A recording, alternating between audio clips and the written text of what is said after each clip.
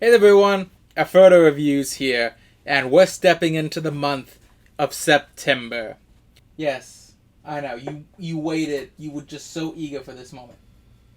You didn't even let me finish setting up at all. I don't even get to do intros anymore.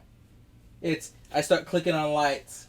The month of August is over, and obviously throughout the month I did a number of bad books. Books that I was shocked at how bad they could be. Again, although I said it in the review, I didn't expect Yuma's crime wave to be good, but my god, I did not expect it to be as bad as it is. I'm not even past the first chapter bad. Like I said, I may be doing that as a chapter by chapter review because of just how awful it is. So yeah, it's just at the moment I'm mostly for stalling on it because I legitimately cannot find out why this book isn't anywhere, even though all the other books are. And I really don't want to go in there and just rail against an arc or an unfinished copy that he sent out to like a good friend or something. So unfortunately, that's all I have to say on that. Other than that, the rest of Garbagus was pretty interesting. That poll that you guys answered in the middle of what book I should read next was, I have no idea how like 18 people managed to. Oh, actually, I think the total was up to 19 by the end, but no idea how you guys managed to keep the host and Mark so perfectly tied up until the end there. But I'll talk about that a little bit more in a second. And so, but the more important thing is that I put up another poll recently, like 4 or 5 days ago. At the point of which I'm recording this, I guess it would probably be more like a week by the time this video goes live. But I asked you, what did you want to see this month of September? And I obviously put a number of things. For a bit, I thought the Superhero September was going to be the winner because that wasn't fairly in the lead for the most part. And, but ultimately, no, it ended up being Sci-Fi September. So, we'll be reading a selection of sci-fi books. However, for those of you who are reading the post, you would know that I said I worked out a part of it. The second part, the theme, is what you guys chose. There's another little facet to the September TBR, and that's going to be Secret September. Now, what do I mean by that? Well, instead of just telling you guys the books I'm going to read, I'm going to instead read off the synopsis and talk vaguely about the book. And I want to see if you guys can guess which books I'm going to read. This is probably going to be awful because apparently I read really, really strange books. But anyways, I thought this would be a little bit fun. It would help, figure things out. One I know for sure is a really popular book, so I will be shocked if people don't guess it a little. There will be others that I'm pretty sure people will get. I may censor out some names from the synopsis just because that would make it a little too easy. But you know what? This seems like fun. Maybe I'll do this more often on September. See if you guys can guess which books are next. But yeah, for that moment, we'll go into sci-fi. Now, first, I want to talk about this. Choosing a TBR for this month was harder than I thought it was going to be. Not because I have a shortage of sci-fi books, but apparently the number of sci-fi books that I do have are not the first in the books. Now, obviously, I have one it starts as simply as this. This was going to be one of them, Redline the Stars by Andre Norton and P.M. Griffin.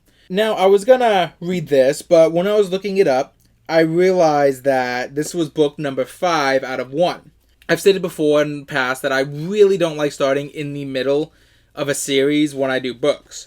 Partially because I'll be missing important context throughout a lot of the character arcs and stuff.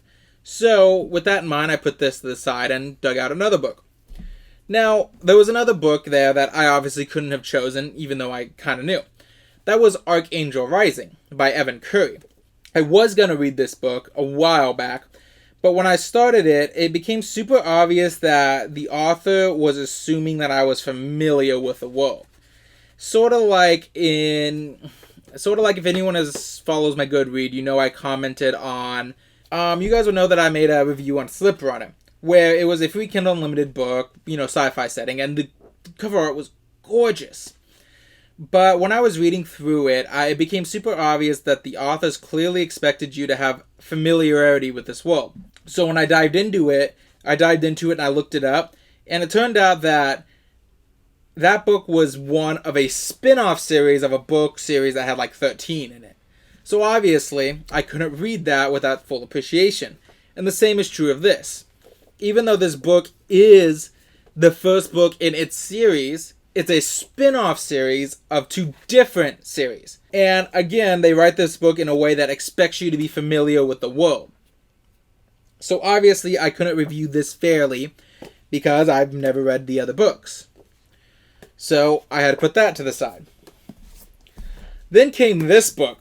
See, this book I've had on my thing. I picked it up because it looks weird. But that's James Axler's. Not sure how you're supposed to say it. I think it's Axler because there's no U.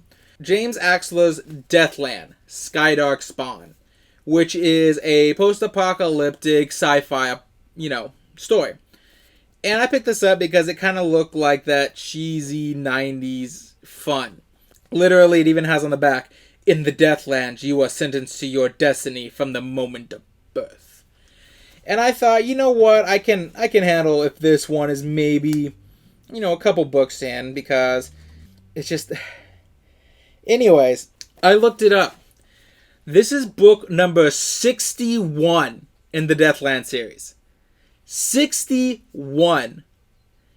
Now, not even going into the fact that there are more than 61 of these, because this isn't the last book. This is just book 61. I obviously cannot review that, missing 60 books worth of material that have led up to this. And it's just wow.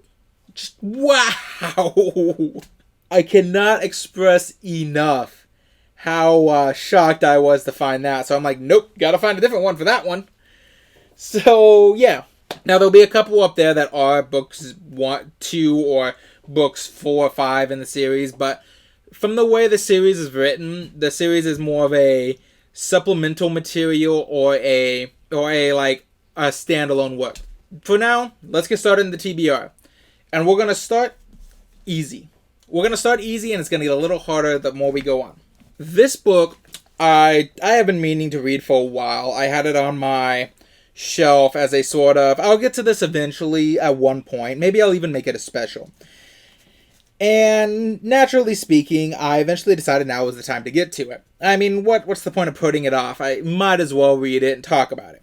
I do admit that I picked it up because of the reputation of the author and what I know of an adaptation that came out of it that was awful, that was considered critically panned.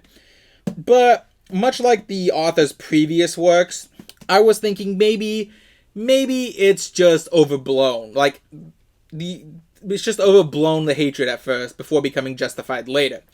And since there was only one book in this specific series that the author wrote, maybe it hadn't quite reached the point where it should have been hated.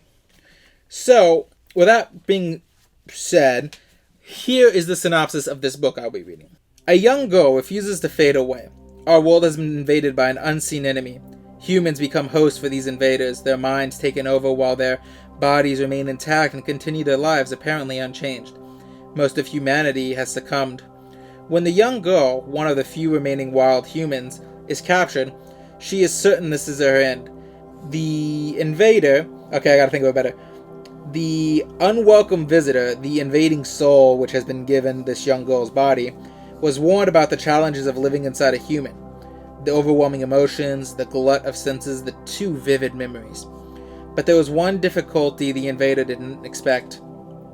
The former tenant of her body refusing to relinquish possession of her mind. The invader probes the girl's thoughts, hoping to discover the whereabouts of the remaining human resistance. Instead, the girl fills the invader's minds with visions of the man the girl loves.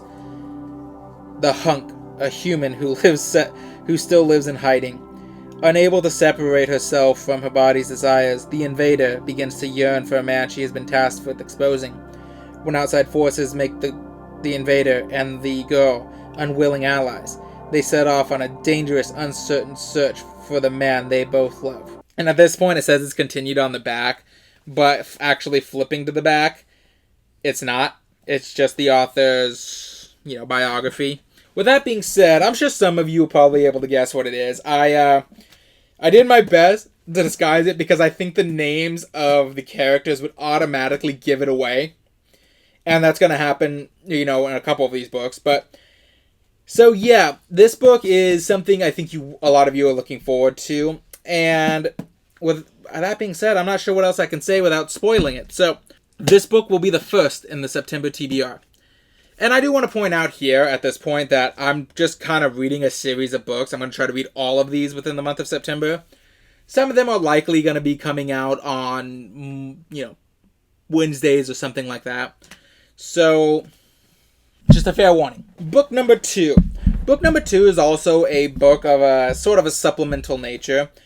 It's part of a beloved sci-fi series. I read another one of these books on this channel as well, but I think that it was time for me to return. I actually really did like that previous book, and I'm hoping this book can, keep up with that momentum. That being said, there's really not much I can say about this book. I don't really know much about it. It was written by Jean DeWeese, and I can't tell you what it's called, but I think even giving you the author's name was probably a mistake. But that being said, let's go to the back. And this one I will definitely have to censor names. So forgive me for a second. Exploring a deserted alien spaceship, an android and a communications officer suddenly find themselves transported light years away in the middle of a deadly conflict. While the captain and the crew of the ship search feverishly for the missing crewmen, the android and the communication officer discover that they are in a station almost identical to the one they were exploring, high in orbit around an Earth-type world. Years before, the occupants of that planet accidentally stumbled onto the ship and its advanced technology, and since then have used its weapons to keep the nations of the planet disarmed and at peace.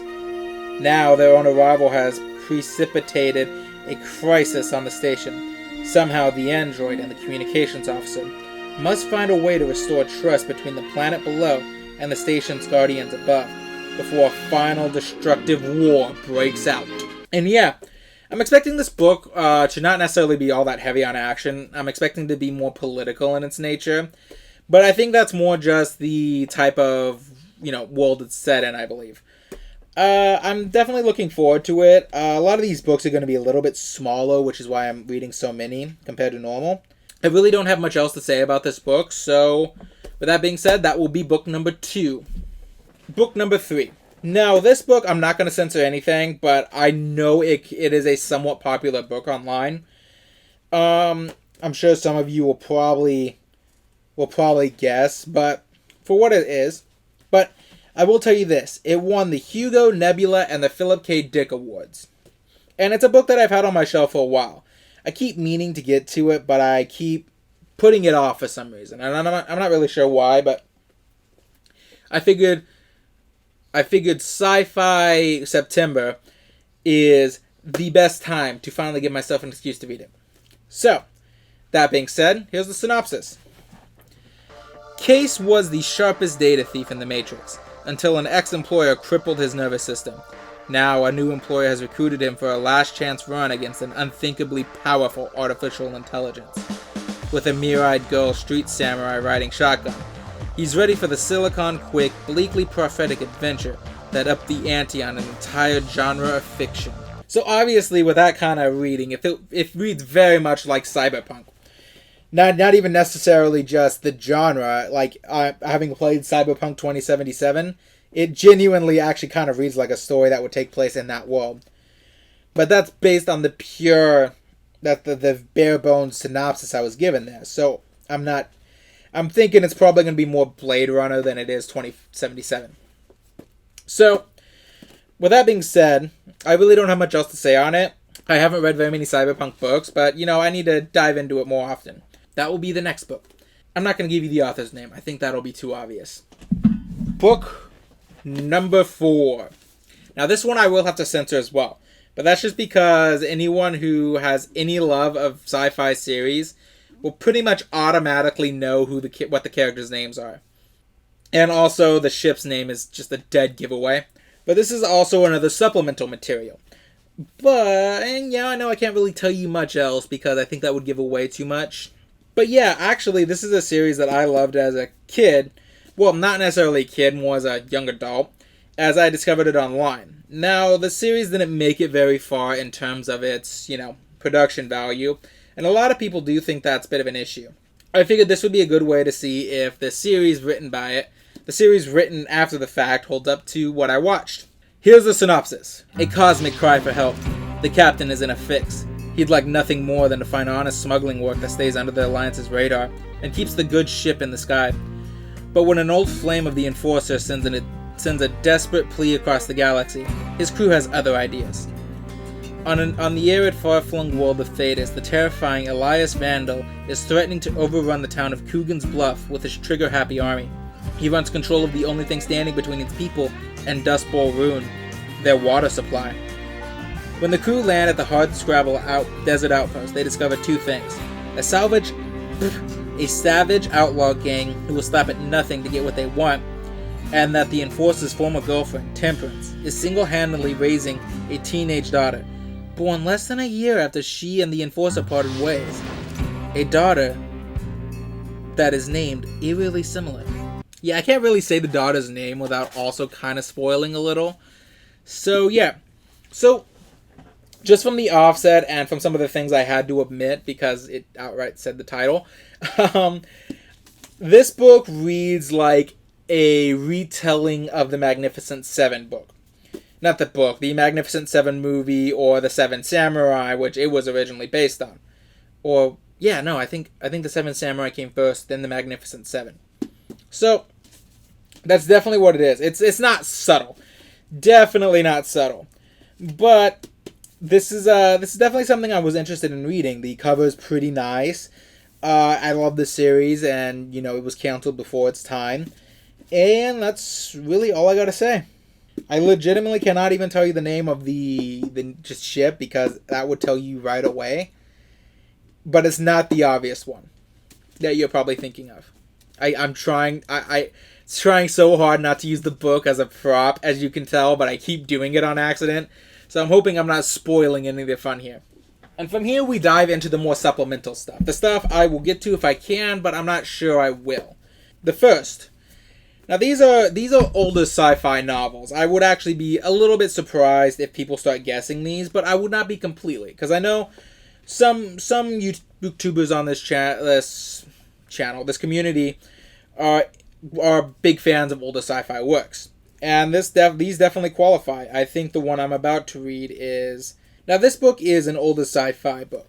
I'm not really sure if it's a series. When I looked it up, it didn't look like one. But the book, the copyright information on the inside says it was published in 1984. So we're talking early 80s sci-fi. So I'm going to go ahead and read this. I really don't have much else to say about it, other than it was a little hard to find online, and Goodreads itself doesn't really have a thing for it specifically. At 13, Brand Tregar was stripped of his home and his name and his family, and sent to the brutal space academy known as the Slaughterhouse. At 17, he survived the sadistic discipline of a star captain called the Butcher to become an ace pilot, crack gunner, and hardened killer. At 20, he escaped with an armed warship to begin a one-man war against Earth's imperial masters. And that's pretty much it. There's not much else to say about it. I really don't think it's the first, but it is a spin-off, and I'm hoping it's at least somewhat self-contained. It looks very much like a Pulp Fiction-y kind of novel. Again, I hope it's good. I will have other minor TBR reads throughout the month, but for the most part, that should hold me over through the entire month. If you guys have any guesses of the books that I've been reading, I'm pretty sure the first 4 will have fans, and they should have decent guesses if they watch this channel. Although bonus points to anyone who can guess that last one. But that being said, that's all I have to say. This has already gone on too long. I'm probably going to have to cut out several minutes because of failed readings. But that being said, just remember, with every book comes an adventure, and every adventure is worth having, even the bad ones.